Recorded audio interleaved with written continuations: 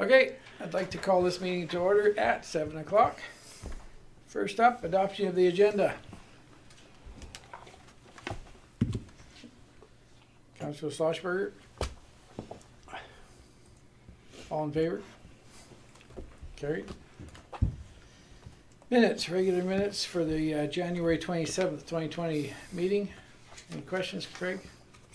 Nope, everything looked good. I'll make a motion to adopt minutes as presented. All in favor? Carried. Okay, we're on to our delegation. Garth Renfrew, the range. Yeah, you're welcome. We're grabbing it for You turn on? It's probably broken. Pull the cap off, No, boys. it's not. Yeah, it's caps off. Caps off. It's going. Craig, Larry didn't believe you. You come. I didn't hear it. Thanks, buddy. Thanks. I know. They're working? Okay. It's coming.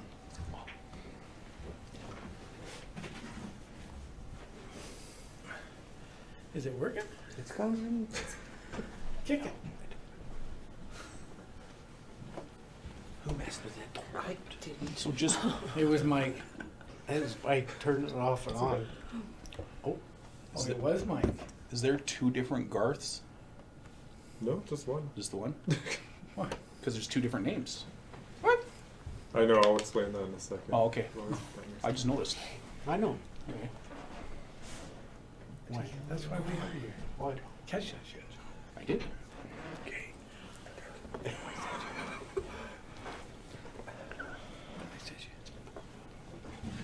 Oh, this was on a presentation or? Okay, we're up. This is a presentation or? It's showing the slide.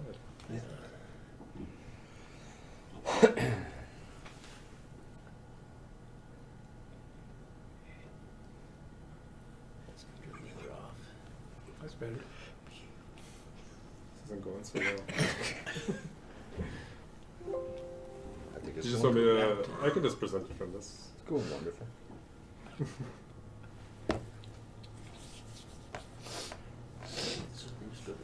Oh yeah, this is it. There Ah, there we go. we go. Perfect, it's up there. Oh, there you Good. All right. Okay. Well, thanks for inviting me to come present. So yeah, my name is Garth Stotts, actually. Oh. Garth Renfrew is my email address, or .Renfrew. I live in the community of Renfrew in Calgary. So Feel better now, sir? you know, Okay. first. So yeah, well, I'm excited to talk to you about the range. So the range is a gravel cycling event that I'd like to put on this summer on July 25th, 2020. So I've kind of been working on it for about 6 months or so. And it's really I'll give you a little bit of an intro of myself, kind of as I go through this presentation. I'll go through kind of what the range is logistically, what it probably would be in terms of what the town and how people are going to go out on the course there. I'm going to kind of give a little bit of background of some of the events that have really have just grown dramatically in the States, that have really become popular, and why gravel cycling is the fastest growing demographic of cycling today, and some success ingredients. And I think this wasn't chosen just by chance. I mean, I really did kind of scout out what would really make a great experience, what do riders really like to see. Kind of did a few online polls, just ad hoc, just to kind of see, and then put things kind of together after that. So the good news is that, of course, everything is right here for a really, really classic event. We opened the webpage on December 1st. I opened registration on February 1st, and we had already a really good response. So for a first-year event for these kind of distances, that's really, really good, because posters weren't even up in Calgary at that time. I just put those up this weekend. So who am I? So I am just a recreational cyclist. I'm not an event planner. I don't put on events. There's some companies in Calgary or in town that have several events. That's not me. This is really just a passion project. I like to ride out here in the hills. I kind of work my way south through the gravel roads. I'm from central Alberta, up by Lacombe. That's kind of my parents' place, up by Lacombe there on the far right. I live and work in Calgary. I'm a vice president of Paramount Resources in development and reserves is my responsibility. So I'm an engineer by profession. and been working at that almost 20 years now, which is kind of hard to believe. And yeah, I've got 2 young daughters, and that's out at Anchor D Ranch. So this is kind of like my weekend, evening type project for me. Wow. So the range. So the range is the name. The range is the name of the event. The distance, the long distance, is called the range too, the 160-kilometer distance. But essentially, this is the main route, and a lot of recon kind of went into this. I got stuck in the Porcupine Hills. I did night trips almost down here to kind of scope out what the ride would look like. It's always great to do a loop. Riders always like to do a loop. So you want to get out in the hills, and everything you see is kind of new for you.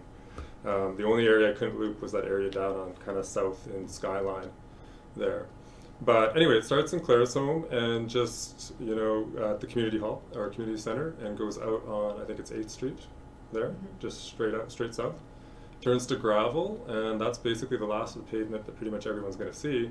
And then it kind of works its way through, I kind of broke it into 9 sections. The first sections, I call it Kelsey Dawson Road, just after that name of that road. And then turns onto Bottom Sharples Road there, and then out onto 520. Then it takes a dive down over a white bridge through the Burke Creek Ranch area, and so that's that little loop right there. So as I was riding, I basically asked Burke Creek Ranch if I could ride that road. I saw them on the grazing land, Alberta grazing land area, and kind of emailed them and said, can I ride that road with my bike? And they said, yeah, sure. Or Rick Burton said, yeah, you can ride that road. And then I rode it, and then I kind of conceived this idea for this race. And then I contacted him again and said, would you be ever interested in allowing a race to go through your land? And actually his daughter, Kim Wackler, got back to me, and I've met with her regularly and kind of done something, and kind of said, okay, this is a race, and they're allowed to go on that road. So they're kind of a partner in the race, which I think is pretty cool. Yeah, it's very good. And of course, it's a fantastic road. It has a natural creek crossing, which again is really, really great.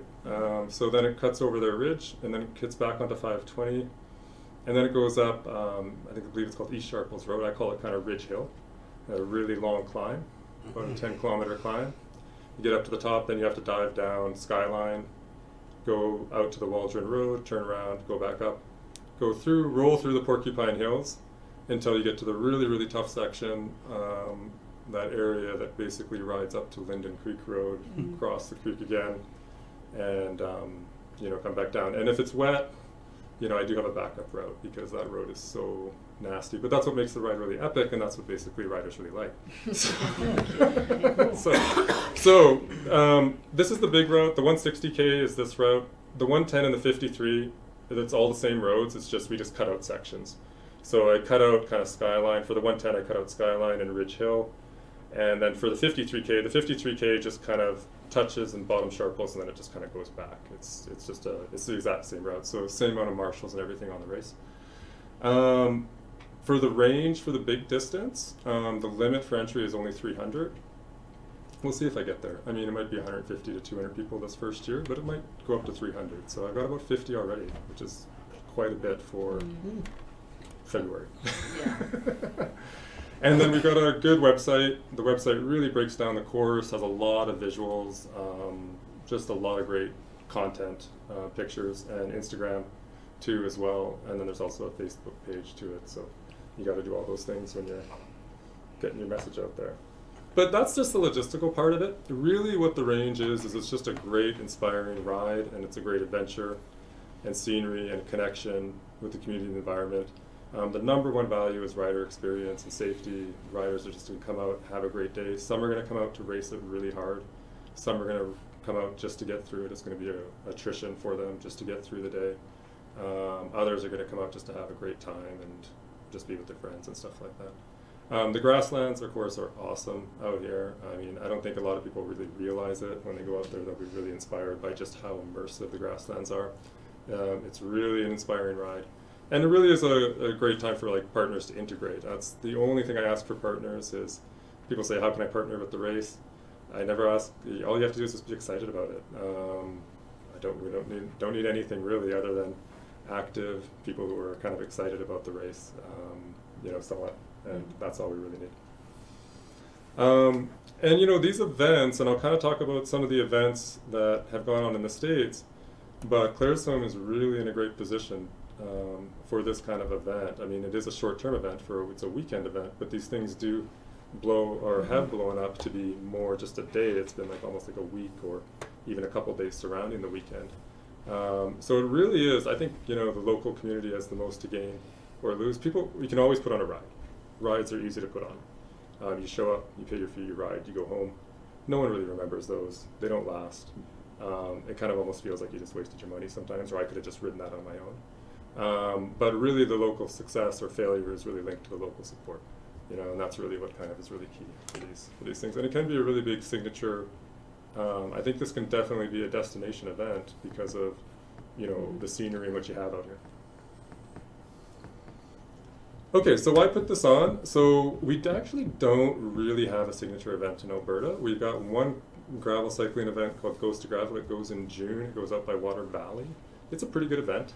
It has pretty good scenery. Nothing like this, though, not the variability. So this is spectacular riding. It's pretty close to some of the larger cycling groups like Calgary.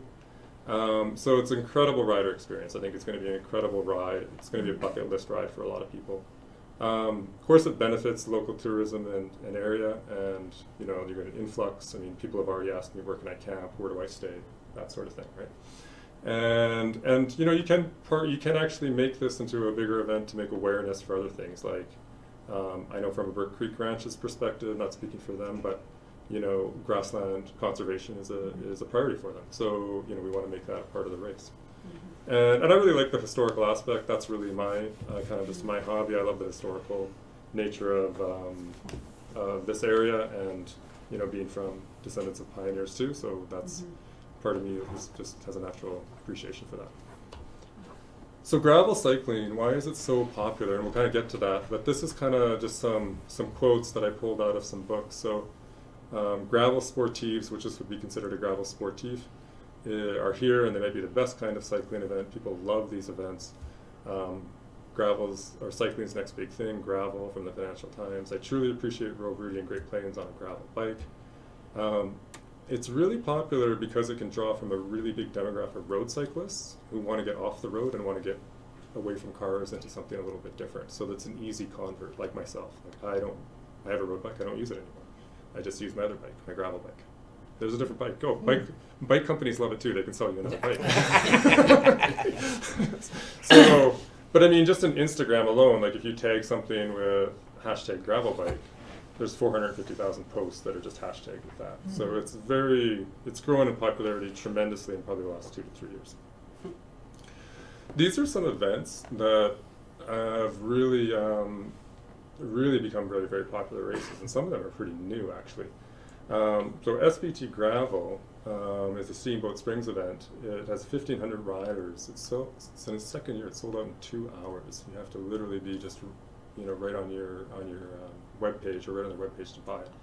Dirty Cans is a very popular event. It was kind of one of the first ones to start off with. No one knows about these places, by the way. Emporia, Kansas. Emporia, Kansas is about as hard to get to as anywhere.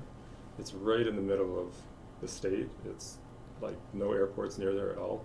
It started in 2006. It has blown up to be 3,000 people, which is never my intent for this kind of race, but it now goes only lottery only, and now these companies are trying, it got bought out by a big company at one point in time. Land Run is in Stillwater, Oklahoma, 2,300, again, waitlist only. And the Rift, which is kind of a unique race, it's in Iceland actually, it just started in 2019. Sold out in one day this year, even though it's so hard to get to, but it was kind of my inspiration for the range because, you know, it was probably the only place that I thought maybe, you know, could compete with it from a scenery perspective. And that picture on the bottom left is something from Iceland, from the Rift. If it's not all foggy, you can see some really good landscape. But why is it so popular? It's because of the scenery and the adventure, and you get away from cars. So cyclists want to get away from cars, but those three things are mainly why it's so popular. It's upbeat, it's positive. And it's not like mountain biking, where mountain biking has become very, very technical.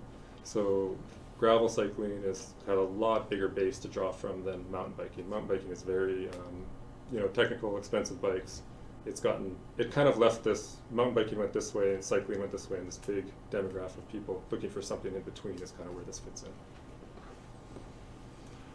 And you know, the host towns are really key, and you can kind of see these towns that these races are typically in, like Emporia, Kansas has a population of 24,000, Stillwater 49,000, so maybe a little bit bigger here, but these are certainly rural communities, and you can see just the amount of people coming into like in Emporia, Kansas to do these types of races.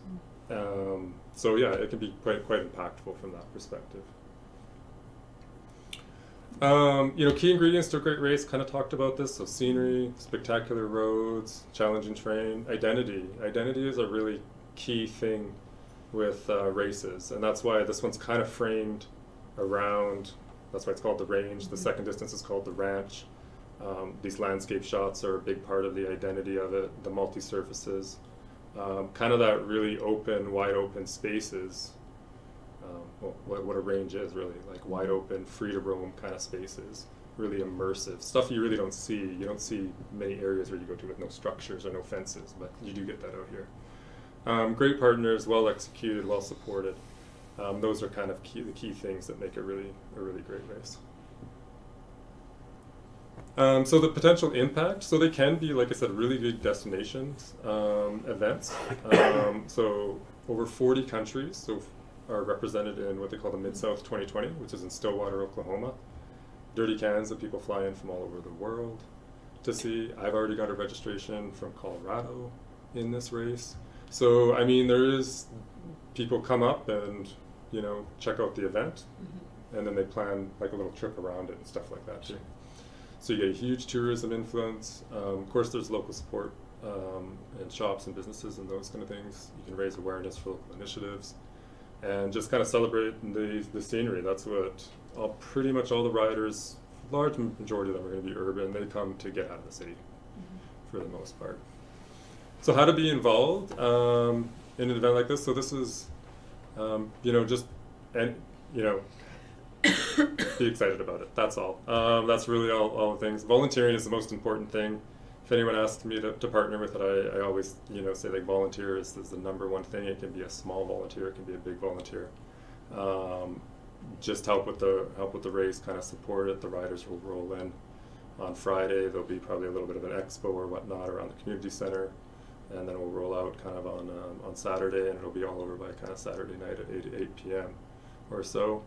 I don't really ask for any sort of like sponsorship. People always ask, well, I can't give any money. I never ask for any money. I don't need money to put this on. I do need, like, you know, help with logistics and volunteering and that sort of thing like that. But you know, this is just mostly, I'm not really asking for anything here. This is really just to make you guys aware of it and put a face to who's putting it on, and you can ask me any questions or email me anything about it too as well. So just some final takeaways. So the key thing is just a great rider experience. If the riders have a great time and a safe time, they tell all their friends, and it becomes a very big, it just populates kind of for there. The host towns are really vital to making that ride go from a successful ride that people show up to a destination kind of event. That first tier primary events, those events that I showed, those ones all have this aura where everyone says, I gotta get to that event, you know, and that's why they queue up on 6 a.m. on a morning, on Saturday morning, to try and register for it when it opens. It can have really high potential impact, for sure, and it can have really high potential impact for local causes too as well. Yeah, so that's my presentation. Lucky riders. Yeah. Wow, that's very cool. It is. I think it's a good Any idea. questions or? Oh, questions, yeah. Questions? You have any questions? How would, pardon me, I'm sorry, so how would you go about getting volunteers? They sign up on your website? So- Is there a way for us to facilitate that with you? Yeah, you can either just email me and I put them in a database for volunteers as well. You can also go on my registration website and you can just click as a volunteer. Perfect, okay. So, and then you can enter the same, that's actually probably the easiest way, because you can enter all your information, it's free obviously, that goes into the registration system, and then I can contact you for what you're really interested in and where you want to participate and stuff like that. So those are two ways, or you can just email me kind of directly, but yeah, that way is easy too. We could put a link on the Claire's Home site to this. That's a really good idea. To the And then website, sure. make Denise the contact person for coordinating, Well, I think the easiest way with that, we could do the link on the website as Yeah. well. But on Facebook, we could help coordinate that by putting the link right to if you'd like to volunteer for this event, just do a little bit of backstory. Mm. As well, we could do a couple links to your, to the webpage itself. Sure, Especially the registration part, like to volunteer, so where to sign up, and then maybe other people. but I think also you should put Denise down there just for somebody to talk to about it before Yeah. if they're not sure and they're thinking they could volunteer, a little bit of persuasion from you and information, and then Yeah. they might be willing to contact you and volunteer. Yeah, and it can be as minor as, you're just a race marshal, which is just basically you're at an intersection telling people where to go. And as soon as the last rider goes by and we sweep the course, so we follow the last rider. As soon as they go by, then you're done. Kind So of you're gonna right? have trucks for sweepers and, Yeah, we need trucks for sweepers and people to man aid stations. And you don't need a lot of volunteers all the day, but you need just certain Key number places. of volunteers at right time. Yeah, I've got on-course bike supports and bike shops have kind of stepped up and they're going to provide courses on some of these courses like Dirty Kanzo. They basically just say you're on your own. You're 200 miles. You're on your own for the whole day. That's not really my intent here. My intent is to get people through and to get people through safely.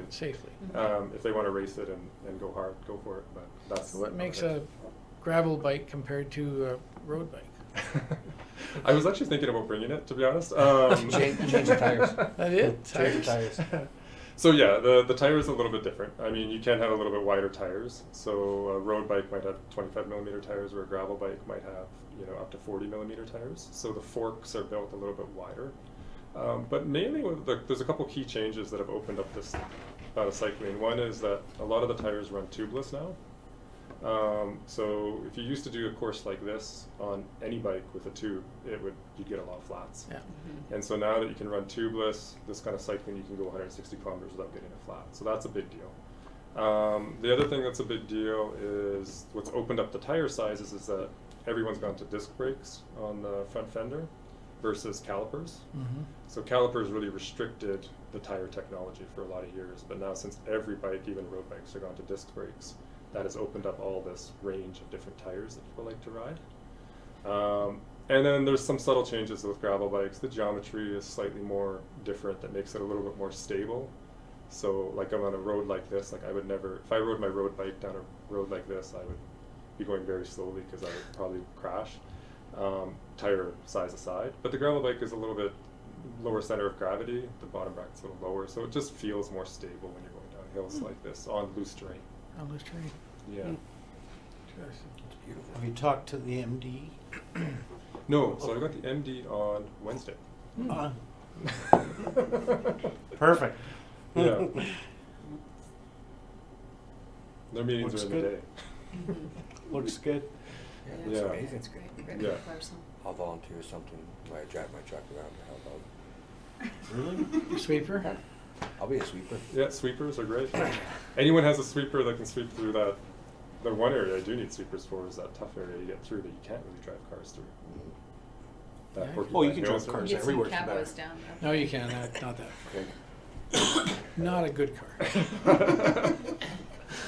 No, that's it. You can That's take this my hunting rig first through I've there, heard of it. but not a Yeah, good okay, car. good. Yeah, Yeah. so that's- Well, yeah, if there's any questions, just let me know. And I mean, it does go That's into, awesome. I mean, 95% of it's in Willow Creek, but it does touch into ranch lands, and it does actually touch into Pincher too, on that Skyline Road. Yeah. Yeah, too as well. So after I You talk to get Willow down- Creek, I'll You're talk to going them. down that far to get into Pincher. Mhm. I think this, if I go back here, just this, So, that Oh, that out- leg going down. That leg going down? Yeah. County, Pinch, or MD Pinch Creek. Gorgeous. So where's your turnaround point at the bottom there? The Waldron Road. The Waldron Road is the Yeah. turnaround? Mm-hmm. Wow. Yeah. Yeah. Glad Yeah, it's like- not me doing that under 60K. Basically, the turnaround is right where this picture was kind of taken. Yeah, you're just on the edge of Pincher Creek. Yeah. Yeah, Wow. yeah, it just touches it almost. Yeah. I can imagine this could really take off. Yeah, You I do can have a see the spectacular potential setting of that's this. pretty untapped. Yeah, it's a lot I of can see potential. Yeah, people don't really know about it. Like No. even Albertans don't really know about No. it. So I mean, I've got They don't leave Calgary? a lot of contacts in Edmonton who are very keen on this to come down and see this and like, oh yeah, that scenery is so great, but they don't get down here that much either. I mean, even most Calgarians don't get down here that much. No. to be So you honest. touching base with any of the local charity clubs, I haven't yet, service clubs? No. but if you have ideas, I'd love to hear them. Yeah. I can just see it growing like into a 2-day kind of Oh, for sure. breakfast in the morning, send Yeah. off type of thing. I don't know if bikers eat Kinsman. breakfast before they ride a bike. I don't know what they do. Cook penguins. But I mean, I could just see it growing. Burgers. Yeah. That's for the after party. Hey, we just happen to know the president of the Kinsman. It's right here. So yeah, so I mean, I can just see the potential growing. I mean, it makes sense. It's beautiful land. It's bringing people from all over the place, and you can actually grow it into something that can Yeah, that's be a the idea. regular Yeah, for sure. annual thing that just, and we're good at throwing Cat range. celebrations and welcoming people to this wonderful Breakfast, community good breakfast. and breakfast. Breakfasts are good. I bet They the won't- Legion would love a good breakfast. Yeah, Yeah. they got it all They're set good up. Yeah, breakfast so all- Yeah. there's potential. There's lots of potential. Yeah, so we got, I had a coffee company out of Red Deer actually that has a couple cafes called Dose Coffee, and they wanted to be involved. And this is actually how most of my sponsors, I've got 7 sponsors, but they've all contacted me. I haven't contacted anyone yet. And the coffee said, you know, we want to be involved. I'm going to ride it, but what else can we do? And I said, well, you could bring coffee for all the riders and all the volunteers. And they're like, yeah, okay, we'll do that. And so they're going to set that up in the morning. So yeah, it's cool that, you know, people are kind of stepping up and jumping in Nice. and stuff like that too as well. So riders, will they eat breakfast? Probably not. Right, right. You don't want to go full. I get it. I But a mean, burger and a beer afterwards, definitely. Yeah. afterwards. Kinsman or Oh, experts. Kinsman. We'll get our beer gardens going. It's gonna be at Yeah. the community center, so I know I was thinking about that too, because we've Yeah, got lots of it's local good. entertainment. Okay. Yeah, I mean, yeah. Camping. So I mean, yeah, that's just. Yeah, there's- music is the, awesome. Yeah, balls music in the in the morning back. is great too. So if So you when you don't mind say, over there. so 150K, you say it ends around 8 p.m. is. Well, they're going to be gone at, so that 160K, they're going to be gone at 7 a.m. Mhm. for sure. And then the 110Kers are going to be gone at 7:30. Okay. And then I've got 2 time checks. So they have to get to Burke Creek, across the Burke Creek Ranch section at a certain time. So if I go back to the map, Yeah. actually, this is actually a good point. So they have to kind of get around up over that ridge on back on 520 by a certain point. If they don't get there by a certain time, they have to go, we either sweep them or they go back 520. They don't get to continue. Oh, okay. And then you have to go into Skyline into the hills, and then right where 520 hits the Porcupine Hills. I don't know if I can't quite see here. I'll Yeah. point it out too. So the first time check is right here. Right. So if you don't make it to that point, then you have to just go back, or we sweep you, and we'll give you a ride back. And then, you know, they go out here, these riders, and then 520, I don't know, probably is right there. That's the second time point, Oh, because I really want them to get on this section. Yeah. By, Sure, you have to good make time. it there by 2 p.m. So if you make it there by 2 p.m., the goal is to make it back to the start by 6 p.m. I leave at 7:30. Get there by 2. So you got to average about 14K to 15 kilometers an hour if you're doing Okay. the long distance one, Okay. Yeah. So and then 8 o'clock, which is very reasonable. and you've ridden a couple of these yourself. You said. These kind of races. Yeah, I'm not So- riding this one because I'm putting it on, but I do ride them. Yeah. We say burger to beer after. Do people stick around and want like? Oh, they we love talk that. about camping and stuff like They that. love it, Those types yeah. of things that they're more. Totally. They're not throwing Because in the it's- back of the car and it's- taking off. It's commisery. Like, it's Yeah. like, oh, I went through that creek and I Oh, okay. busted my block derailleur and I blew a War tire. story- And war stories. They're gonna come in. Bragging rights, yeah. Same They're gonna way. come in so dirty, you won't believe it. The only ones that really On leave. But the they'll gravel, love I it. They'll be guess. like so happy. The only ones that leave early are the ones that got swept. What's that? Are the only ones that leave early are the ones that got swept. No, some people leave early because they just got stuff to do. Oh. But most people will ride afterwards. I mean, you're so depleted energy wise that you need to, like, even if you finish at 2 or whatever, you need to eat like oranges and fruit juice and that sort of thing, and then get their energy level back up. And then we'll start the barbecue at like 5, and probably open the beer gardens at like 4 for the early finishers, and then we have awards at like 6:30. And then people can sit around and commiserate more, and by 8 o'clock it's kind of done. Oh, That's okay. kind of the So when you idea. say by 8 o'clock you're kind of done, that's all your activities, your awards, Yeah, yeah, everything. yeah, So yeah. people get back to town before. Oh, Yeah, last rider I went back by 6. I was back by 8. Yeah, 9, last maybe. rider I went back by 6. So it's Oh, okay. like So yeah, if they make it, if a person goes around there by 14 kilometers an hour on the long range, then they should be back by 6 p.m. Right. Okay. And you don't have anything set up for afterwards yet? Well, I have Troubled Monk signed on. I don't know if you guys know Troubled Monk. They're a brewery out of Red Deer. And they want to provide some beer afterwards. I think they want to do it as kind of a marketing thing. Okay. So they're kind of in. Barbecue and stuff, I'm still working on that. Oh. Yeah. That's against. I need some of those big like grills. Yeah, you We got a couple we of know them. who really runs it. Actually, We know Yeah. about it. we got Yeah. three of You them. knows a guy that yeah. Your I local- mean, we're talking to back. Perk Creek Yeah, about he sits back and points the mic. Yeah. providing the burgers and stuff like that. Obviously, that's kind of a no-brainer with grass-fed beef or just beef burgers or whatever. Yeah, we embrace where we are. Yeah. Nice. Oh, yeah. Yeah. I'll make sure the president gets in touch with him. Yeah. Well, To we know who runs with the president. Kinsman, or- Yeah. Yeah. Is that you? Oh. Past president. Past president? Yeah, new president. Okay. Good. Perfect. Good. Perfect. Okay. Excellent, thanks so much. Good luck. Thank Thank you you for for everything. choosing us. Yeah. It's you're very welcome. Well, interesting. thanks for having me down here. Does sound like fun. Fun. Yeah. Yeah. Sounds I can't Bye, believe bye. it hasn't happened before yet. You know? Well, it's just catching on, it sounds like. So. And you come out of Renfrew, so we like you. What's that? And you come out of Renfrew, so we like you. Let me turn that lamp off. I don't. Yeah, we have some posters and stuff, and we'll definitely. Some We plot. actually, You're good. probably You're good. would Says turn it off. Please wait. Not too fast, it I'll gets probably it take up, two so. for myself. If we go 10, I think we'll probably be good. You're gonna leave some of those? Yeah, That I'm we gonna draw? go grab some Yeah, on the door. and yeah, then bring we'll that get up. those posted. And we have a bunch of these as well. Yeah, I do. I've got lots. Sweet, we'll pass those out. Thanks. I'm putting back to calendar. Thank you. We'll give it a Thank you. minute. Thanks for Coming having out me. this late. Yeah, thanks for having me over. Thank you. Thank you. All right. Nice meeting you. You betcha. Yeah, thanks, Doctor. Thank you very much. I like your choice. I'm sorry about your name, you were screwed up again. I No, that's promise. okay. Everyone does that. It was nice to meet you, and we'll help as much as we can on your social media. So I'll just go out and get some more of those, and Yeah, I'll come absolutely, back. give Is me this your laptop? these. No, that's your license. Oh, okay. That's our laptop. Okay. The one is grabbing from here. I'm gonna but grab it them. isn't. All good. Thanks. That could really turn into something in long range future. Mm-hmm. Okay. We're back. We're back. Number one, delegation response. Dr. Jeff Jones and Dr. Rosen Dempsey. Physician income cuts. That's a small part of it. Physician income cuts. It's more about patient care.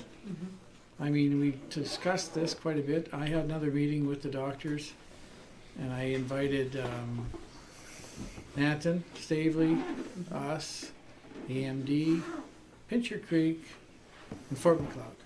Fort McLeod and Stavely both didn't attend, so they're not in agreement with it. But the rest of us were pretty much behind something. We got to do something, but we're not really sure what it is.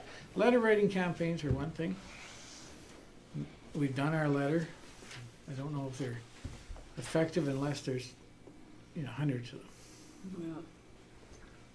So I don't know what, we're at kind of a loss for exactly what we should do from here. We've approached the MLA and talked to him, but he really isn't involved in it. And he met with the doctors, but he didn't give the doctors any indication at all about what. Now the biggest outcome, I know we've hashed through it before, is not the cut in their pay. I mean, that's But it's certainly still gonna, vital. it's certainly part of it. But I mean, if their pay gets cut, I mean that happens. But it's the amount being cut on a rural doctor. It takes a certain amount of money to operate this clinic because they have to pay the staff in it. They have to pay rent for their office space. They've got It's a overhead, business. and it's tough to get doctors into our town. So if you start cutting their pay, they can't afford their overhead. So what happens is then the doctors that will stay here have to shorten up the time they see the patients. Yeah. So your patient care goes down from 3 to 4 an hour to $6 an hour.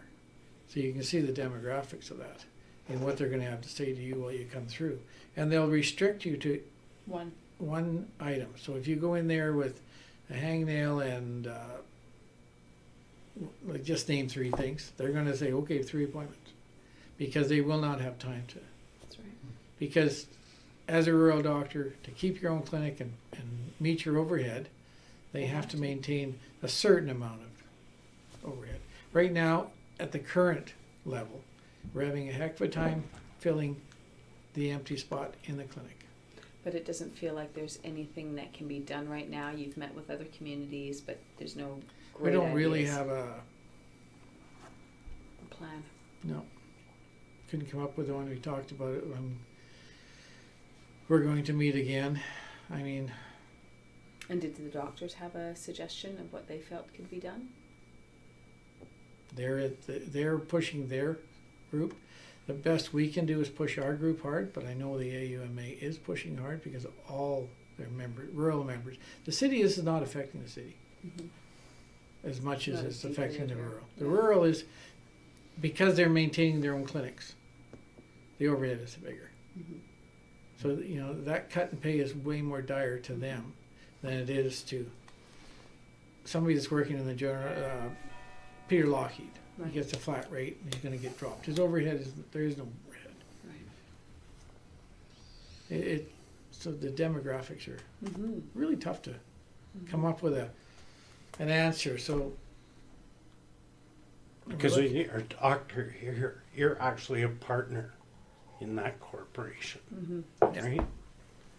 So, Yeah, the MD owns the clinic, but they pay rent Right. and they pay their And they staff. have their staff as well. They have their own file room, they have their own office manager Yeah. or building manager. Yeah. I mean, their They overhead is got big substantial. overhead.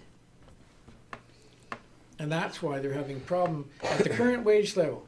They're having a heck of a time filling positions. We've always had a recruitment problem here because you can make more money in the city. Of course. But I mean, it's the way of life. If we can get the doctors here, like the ones we have here, it's our lifestyle.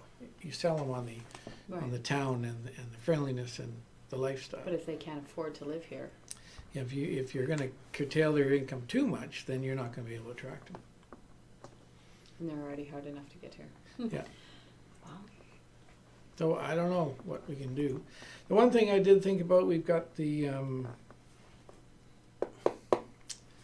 meeting in Edmonton coming up. We've never really pushed anybody going to that before. So it's something I think we should talk about as a group and maybe sending some representatives. Marion indicated she'd be willing to go. We can get a time slot. Well, it's if you looked at the schedule, there's a lot of meetings with the ministers, Mm-hmm. and in there we can certainly add our voice Right. to the protest. Well, it's certainly better than doing nothing. Well, it is better than sitting there doing nothing.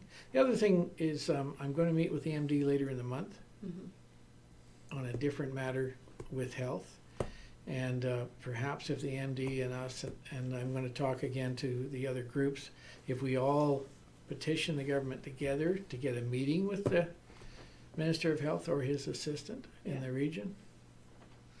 So there's some different things we're working on, so I'm just basically keeping you informed that we're not ignoring this, and if you guys come up with brainstorm any ideas that would help, let us know. But at this stage, I think I don't have any answers, I don't have any solutions. It's a tough predicament right now.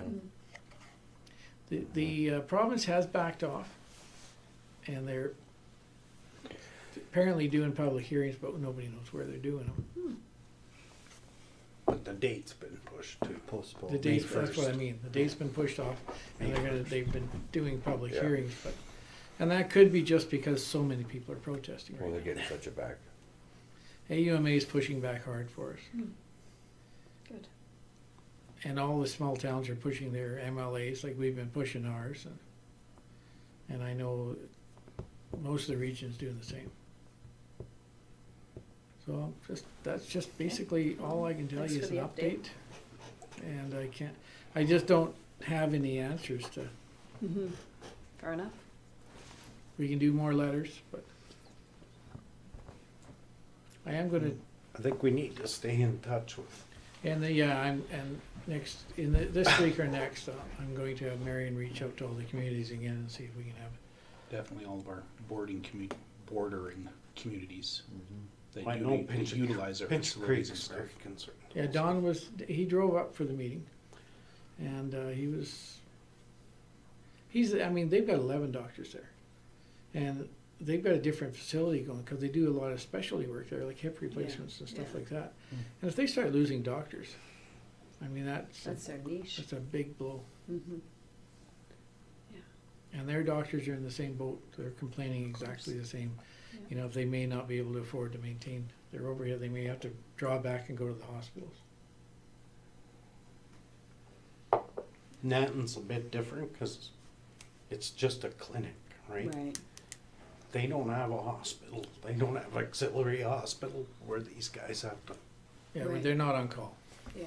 And they have Nah. they think they're immune to this, Yeah. possibly, but because they're under a contract, so their doctors get a flat rate Yeah. for being there. It's not But per fee. if the cuts go through, they're not gonna just cut the fees, they're gonna cut the salaries also. So they're like, our doctors charge to see your knee, your eye, your ear. Up there, they get a salary, X number of dollars a month. Yeah. That's the difference. But if they're gonna cut down here what it takes to see you, well, don't you think they're gonna cut the salary too? It'll be across the board. They're not gonna leave some doctors out of it. No. Can't So imagine. Nan's, I've met with Jennifer twice on it, and she thinks they're shielded, but she's also concerned because she knows it could very well turn on her. Yeah. And that would be the same problem then. All of a sudden, they wouldn't have doctors. Mm. Because up there, a society owns their clinic and pays their staff, and it's a different setup than we got. But it's going to end up with the same problems. We should invite Vulcan too. Yeah, 'Cause they're in the same same category problem. as us, right? So we're going to look into it. I'm going to have some more talks with Marion about try and pull together some more meetings and see. Okay. Because if we can get a big enough group, Right. and then go and lobby as a group. Like, it's one thing for us to invite the minister down.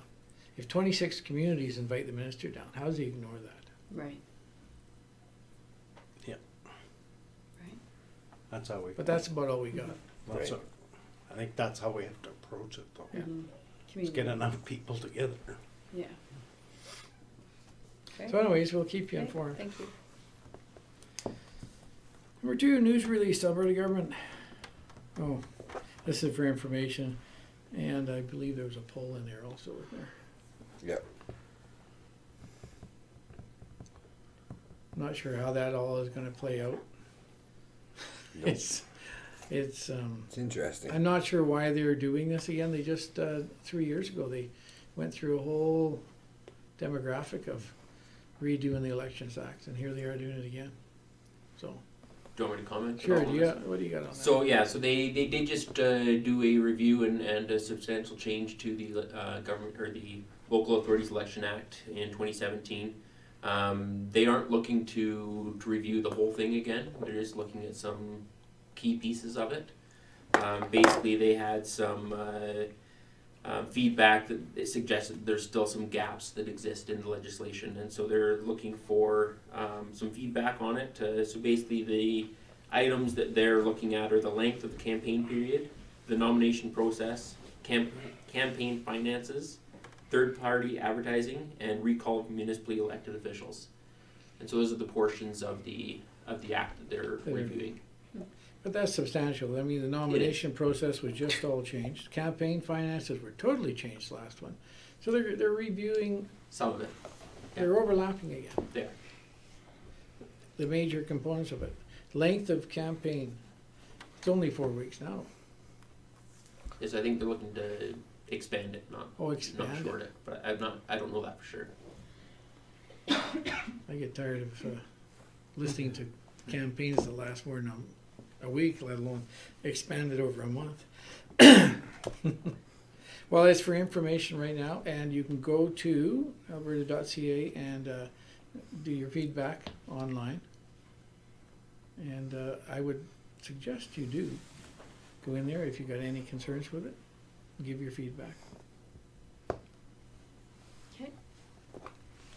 Number 3, Office of the Lieutenant Governor, the Order of Alberta, the Alberta Order of Excellence.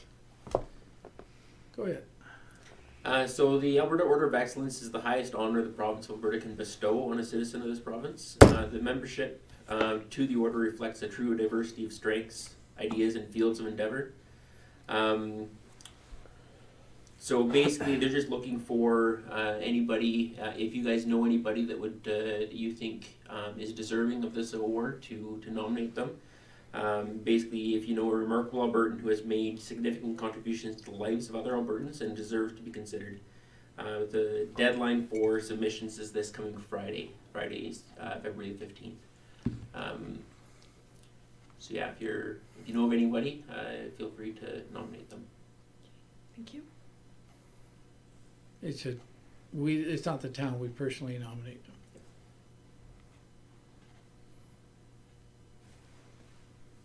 Okay, take that under advisement. There is a website, is there not? Yes, there is www.lieutenantgovernor.ab.ca/AOE. Yeah. So if you got any thoughts, you can go online and nominate them.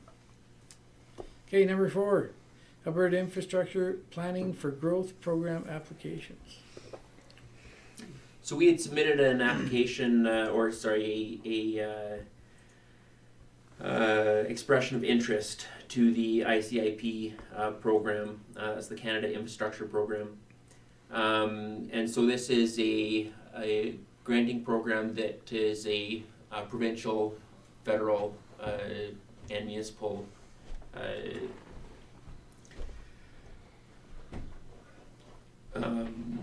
altogether, and so there's portions of that funding that's from all 3 levels of the government, and so municipalities were to put in expressions of interest for it.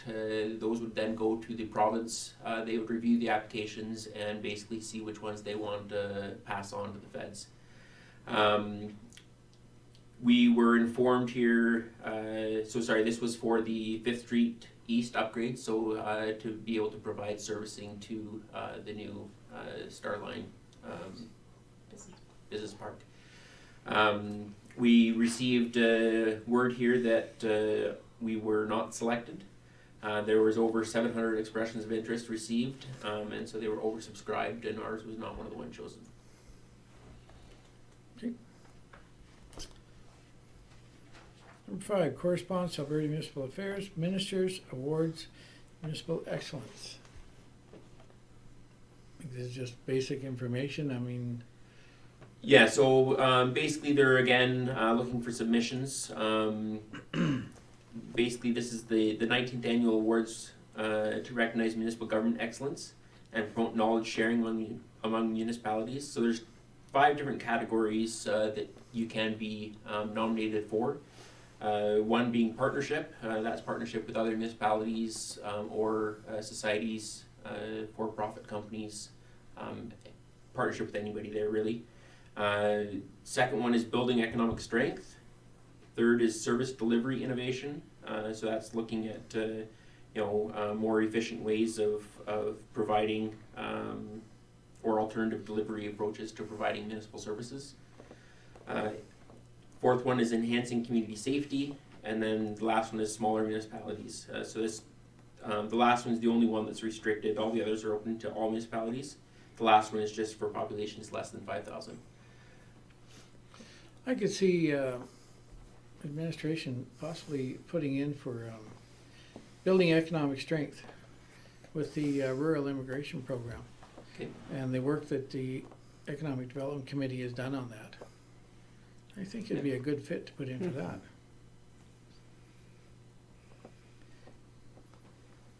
And that would also fit into the bottom smaller communities. Yeah. So do you guys feel it's okay if I direct administration to pursue those avenues? Yep. I don't think we need a motion, do we? Actually, yes. You do? If, anytime you give direction, that's one of the Well, not things that we any time, handle. because some of them Marion just says, nope, just give Yeah. directions. So. No, that's, if you're going to give us direction to do Okay. that, then we. Somebody need willing to a make that motion? I'll make that motion. Councillor Carlson.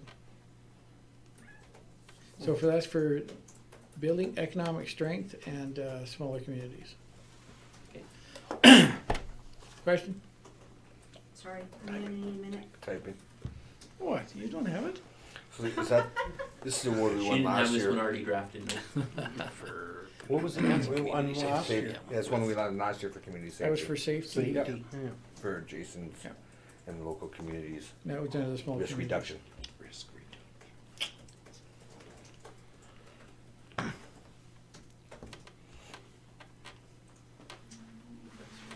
Enhancing communities. Oh, and I guess theoretically, you could partnership one with the way we're going with our plans with the MD, but it's not really gone through yet, so I think it's Yeah. Let's just stick gonna with be a this little. one. Oh, wait, I think we should wait.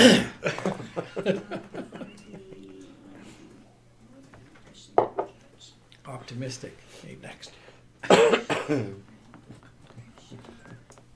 But that rural immigration program, I mean, with the legwork being done on that, the prep work that went into getting Right. it to the stage it's at, Makes definitely sense. should take a look. It's been involved. Okay, I've got a It's been question. quite involved. already. Okay, question. Moved by Councillor Carlson to submit an application to the Minister's Award for Municipal Excellence in the categories of building economic strength and smaller municipalities for the rural and northern immigration pilot project. All in favor? Carried. Number 6, corresponds to Alberta Urban Municipalities, AUMA, Spring 2020 Municipal Leaders Caucus. Now, there's been some interest from the group. Normally, we don't go to this one. I mean, we have over the years occasionally gone, but this is not one we normally attend. But with the current problems with policing and physician patient care problems that are coming up, this may be one that we should look at sending a few people to. I did talk to Marion, and she indicated that she would Should take. go. I'm thinking about it, but you know, it's up to you guys, the priority. I mean, we only budget so much money for going to these conferences, but I mean, we certainly can change that if we feel that we should have a little stronger showing there, or you know, Mike's showing interest that he'd like to go. It seems to me. But that if we are isn't going that- to send people, I think we got to set a limit. We can't Right, we don't justify need a sending bunch. everybody. Only need a couple people to go. But I think it's a good idea if that's really what we're doing, is advocating on behalf of our citizens, and we have something to advocate for, then we should be. Well, it's one avenue to show Yeah, not support to the guaranteed, people that but- are fighting for Right. us. So I I'm a yes. make a recommendation to send up to how many? 3 people, 4 people? Marion, I'm please. asking you guys what you 4. think. I won't be able to go. No, but Marion will just- definitely be one. Mhm. So. I was just looking at, I was thinking about maybe talking to the sergeant and Dalen and some of the other RCMP members just to see if there's anything specific or questions or anything they Oh, would that's like good. brought Yeah. up. Mm-hmm. Yeah, get some background before you go. See if there's anything in particular they'd like. I don't know Well- if pushed is the right word to use, Marion but plus 3. voiced an opinion anyway. If we make the motion that Advocate. There we go. Thank you. we agree to find, because we can take the funds out of reserves if we need to. So if we were to have a motion that CAO and 3 members of council go, I'll make the motion. you make that? Up to 3. I mean, this will be on a volunteer basis. When Marion gets back, we'll have her contact everybody and we'll figure out who can go and who can't. And we'll carpool up there. I believe it's only a 2-day conference. So it'd be, it's not too bad.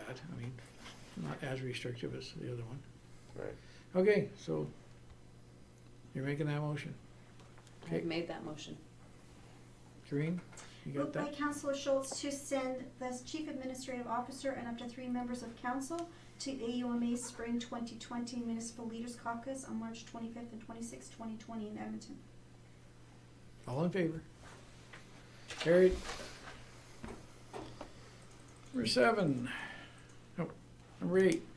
Correspondence, Alberta Urban Municipalities Association. AUMA outreach continues after President's Summit. This is information. Any questions on it, or Blair? Yeah, this is, so they, last month AUMA hosted a President's Summit on municipal finances, effective and transparent.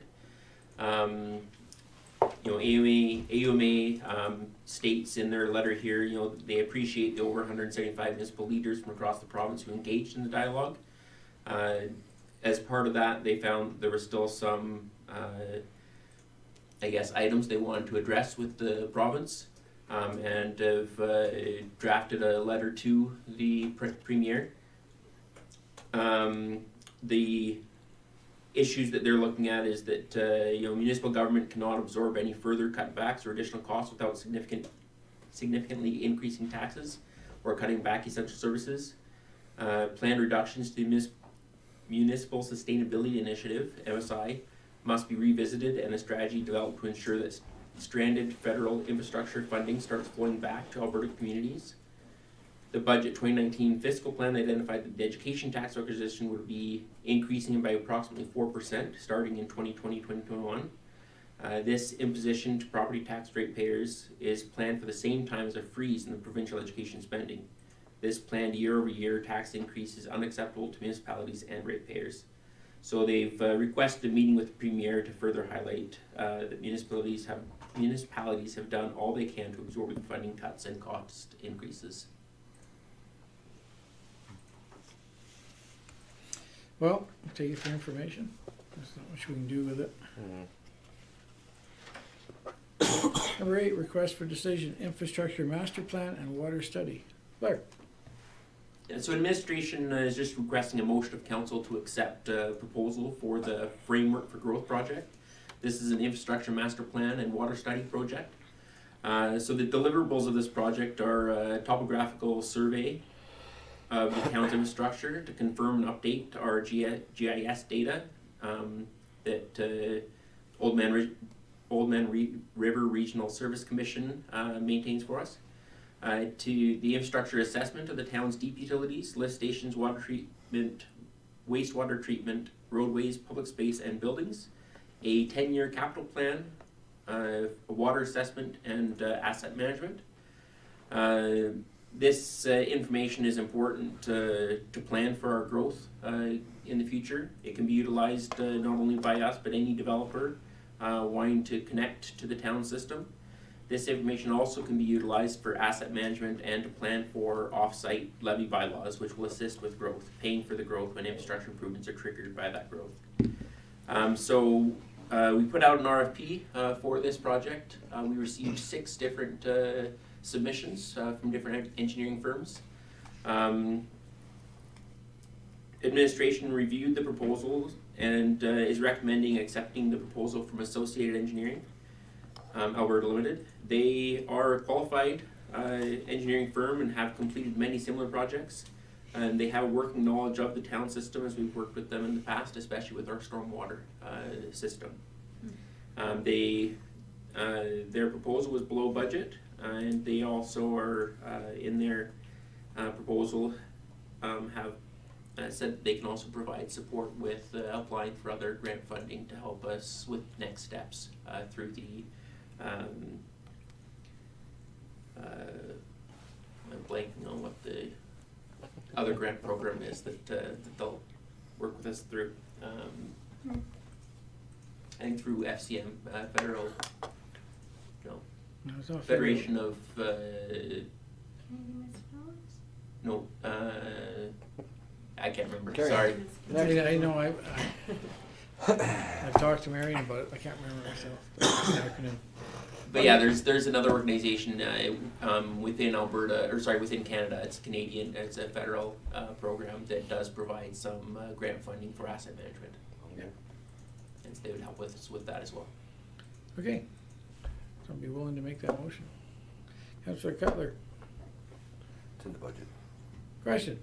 Moved by Councillor Cutler to accept the proposal for the Framework for Growth Project to Associated Engineering Alberta Limited in the amount of $118,953 plus GST. All in favor? Carried. Information welcoming Claire's Home Initiative. Claire. So this is another grant application related to the Rural and Northern Immigration Pilot Project. So the Foothills Community Immigration Services, FCIS, based in High River, they operate the Calgary Catholic Immigration Society as part of their rural outreach. So they've been providing settlement services for more than 35 years and have been a big supporter of this Northern Rural Immigration Project. So they, in 2019, submitted a joint application with our EDC, and we got word here that they were successful in getting a grant for $206,967. Now they are the leader on this grant, so the money is to them. So they will. The funding includes additional staff support for them, as well as some office rentals, funds for meetings and travel, volunteer recognition, marketing, website development, computers and software, and project evaluation. Included in that is also $27,000 that's directly for a half-time employee for the town. It'll still be FCIS's employee, but they'll be working directly here with us. At least initially will be probably housed here, working directly with Brady. They are looking for some space here in Claresholm as well for additional staff, their staff to be housed and to work with us on the immigration. Good. Fantastic. That's good news. Number 10, information brief, the rural broadband and high-speed internet. We requested information on it, and I guess you got some. Yeah, we don't have much specific information back. So the council, I don't have a date in here, how long ago that was that you guys had asked. It was February, Back in, I think, November 2019, you guys had asked for us to reach out to Shaw and tell us to try to get some better information on where they exactly were on investment into the town of Claresholm and building better high-speed internet for our businesses and residents here. We reached out to them and we're slow to get responses. So at the end of 2019, TELUS did announce a $10 billion investment for mobile networks and rural internet access. They've planned a rollout of a new 5G network in 2021. And Claresholm is on the plans for upgrades, but the economic indicators must be present for investment, and the rollout in the rural areas will be slower. And so they haven't given us any specifics on Claresholm, just that this is their investment for, I think, in the province. Shaw provided a little bit more specific information. So they have been, or they're able to create serviceability maps for Claresholm. So basically maps of where their infrastructure is and what businesses can access, what services they have and what level of service they can access. So we have requested a serviceability map for Claresholm. That will take some time for them to provide for us, but that we are in the queue for that. In terms of residential development, Shaw indicates that they are all in and want to be included at the onset of development for greatest efficiency.